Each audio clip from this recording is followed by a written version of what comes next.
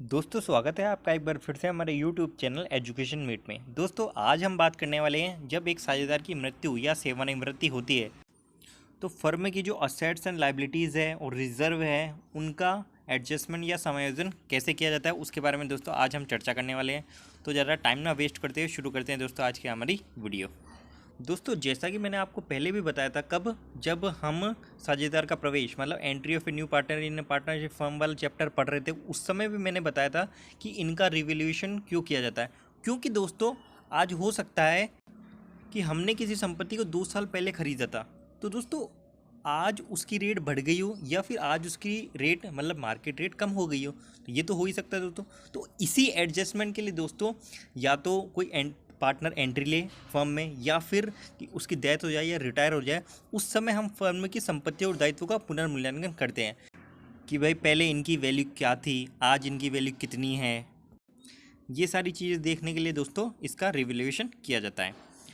इसके अलावा दोस्तों फर्म में कुछ संपत्तियां ऐसी भी होती है जिनको रिकॉर्ड नहीं किया गया अब तक, तो उन्हें रिकॉर्ड करने के लिए भी दोस्तों रिवैल्यूएशन करना पड़ेगा।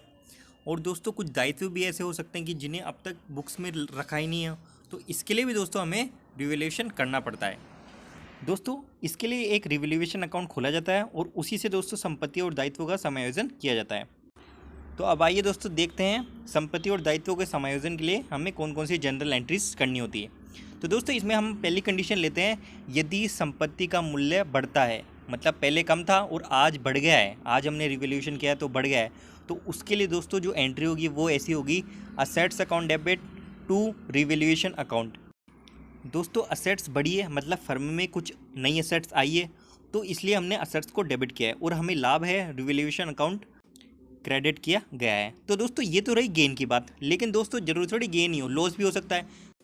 संपत्ति का पहले मूल्य ज़्यादा था लेकिन वो आज कम हो गया है, तो दोस्तों उसके लिए क्या एंट्री होगी? उसके लिए दोस्तों कुछ ही नहीं, रिवर्स एंट्री होगी। मतलब revaluation account debit to assets account.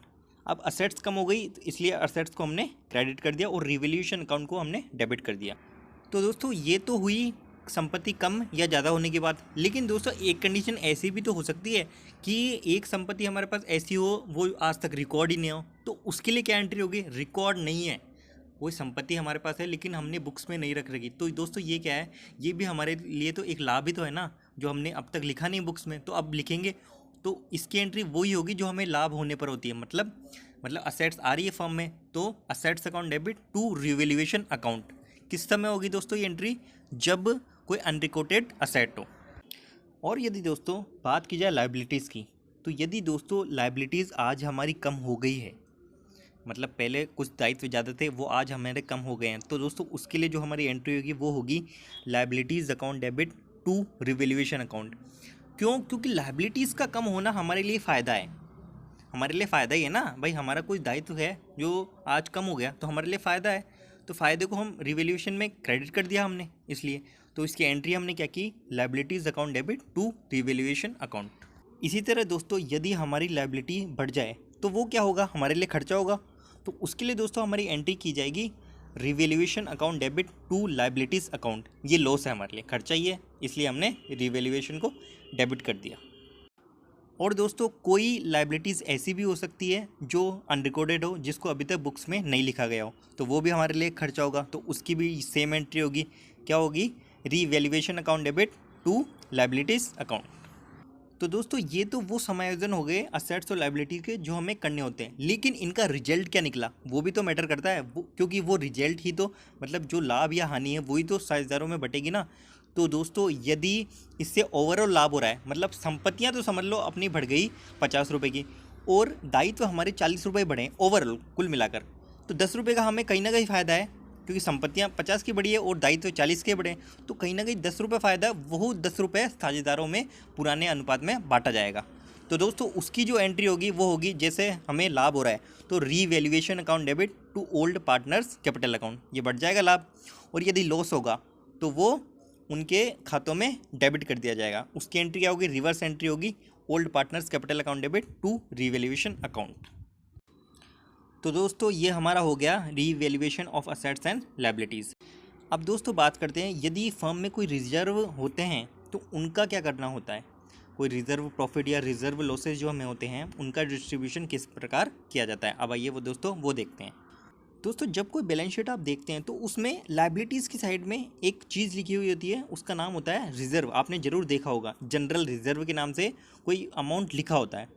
तो दोस्तों यदि कोई पार्टनर रिटायर हो रहा है या फिर एंटर भी हो रहा है, कुछ भी हो रहा है, यदि कोई, यहाँ पर हम रिटायर की बात करेंगे, यदि कोई पार्टनर रिटायर हो रहा है या फिर उसकी डेथ हो गई है, तो वो जो रिजर्व है वो पुराने साझेदारों के उनके कैपिटल अकाउंट्स में पुराने अनुपात में बांटा जाएगा।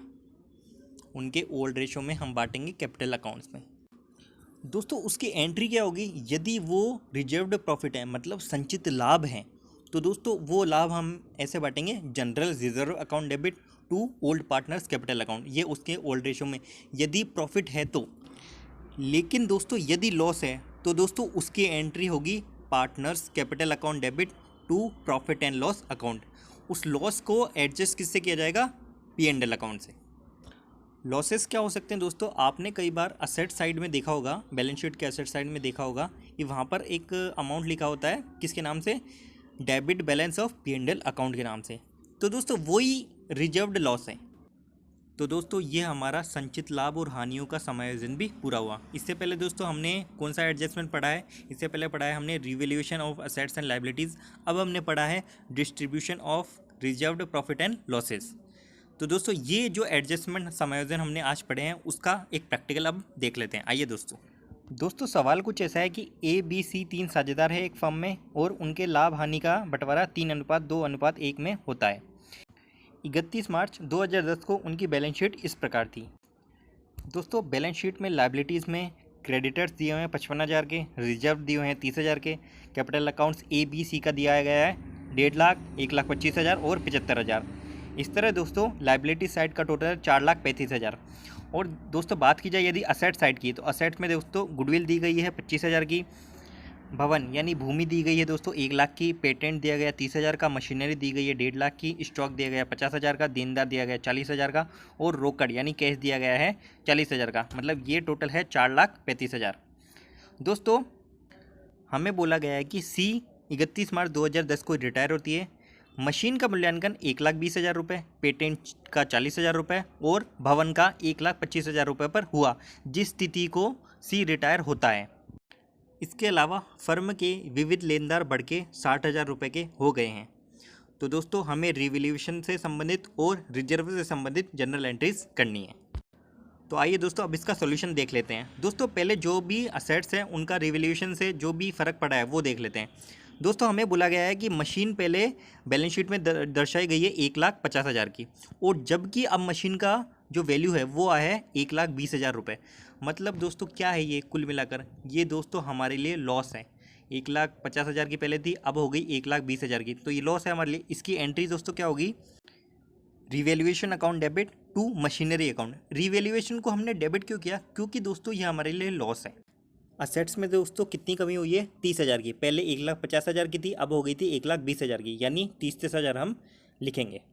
इसके अलावा दोस्तों हमें बोला गया कि पेटेंट अब 40,000 का हो गया है, जो कि पहले 30,000 का था।